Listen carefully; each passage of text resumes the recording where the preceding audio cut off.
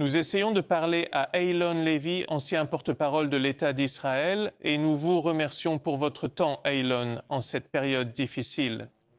Je veux dire, il est clair, d'après votre président, que vous considérez cela directement comme une attaque contre les Juifs. Oui, bah écoutez, je suis assez bouleversé en ce moment. Je suis en train d'envoyer des messages. J'ai beaucoup d'amis à Sydney. J'y étais l'année dernière, certains d'entre eux étaient à l'événement. Certains d'entre eux ont des amis qui ont été blessés par balles et ils n'ont absolument aucun doute. C'était une attaque ciblée contre la communauté juive d'Australie et nous ne savons pas qui étaient les auteurs. Étaient-ce des islamistes, des radicaux d'extrême gauche ou des néo-nazis soutenu par un État ou spontané. Mais le fait que nous ne sachions pas montre à quel point l'assaut total contre les Juifs a été sévère ces 2 dernières années, depuis le massacre du 7 octobre. Le massacre du 7 octobre en Israël a été le coup d'envoi d'une guerre mondiale contre les Juifs. Nous l'avons vu lors de la fusillade à Manchester pendant Yom Kippour, au musée juif du Capitole, à Washington, district de Columbia, et maintenant en Australie. Le 7 octobre a inspiré des actes similaires dans le monde entier. L'antisémitisme est à son plus haut niveau, du moins pour ce siècle, et les Juifs ont maintenant le sentiment d'être traqués. Elon, juste pour faire une pause.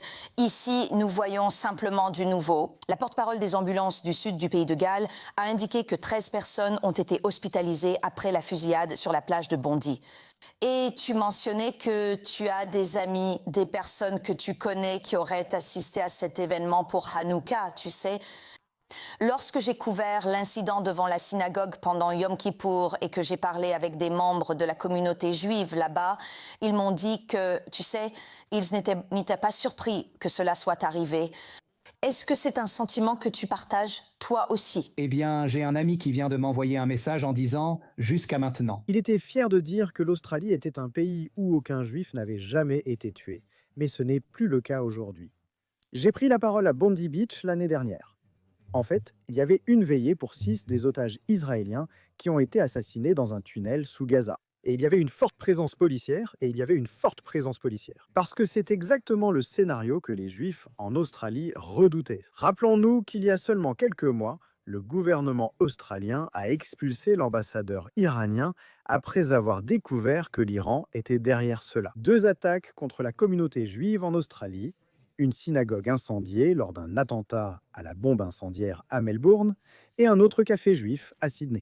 Nous savons qu'il y a eu des éléments étatiques qui ont délibérément attisé et ciblé la violence contre les juifs, mais nous savons aussi qu'il existe depuis 2 ans un vaste mouvement de haine qui tente de présenter Israël et toute personne qui y est associée comme maléfique et de les cibler par la violence. C'est donc absolument un scénario que les Juifs en Australie redoutaient, que beaucoup espéraient ne jamais voir arriver, mais au fond, je pense que certains craignaient qu'il finisse par se produire. Je peux revenir sur un point. Vous avez dit qu'Elon est votre ami. Sur place, ils ont ensuite confirmé au moins un décès. J'entends parler de décès. Je n'ai rien vu d'officiel confirmé par les services d'ambulance.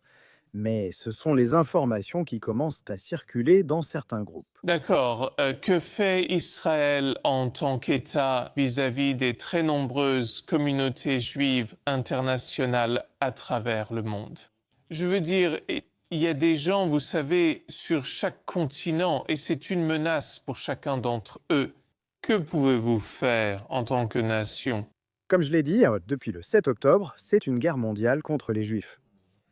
Et Israël peut faire plusieurs choses. Offrir d'abord un refuge sûr aux Juifs, qui décident qu'ils ne veulent plus vivre en Occident sous protection armée et qu'ils préfèrent venir en Israël. Israël peut aussi les aider à assurer la sécurité de leur communauté et de leurs institutions. Israël peut collaborer avec des gouvernements étrangers pour comprendre comment le régime iranien, le Hamas et d'autres groupes islamistes tentent d'alimenter la violence dans ces pays.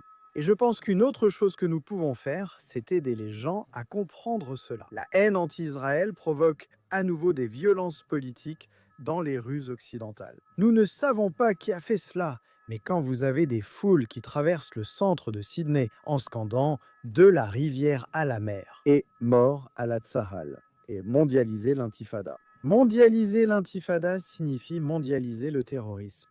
Cela signifie une violence politique mondialisée contre les Juifs et les Israéliens. Mondialiser l'intifada, c'est ce qu'on a vu avec l'attaque terroriste contre des Juifs à Bondi Beach Il faut expliquer que lorsque ces manifestants radicaux défilent, ce ne sont pas des slogans de LAVIWCE, ce sont des appels à la violence.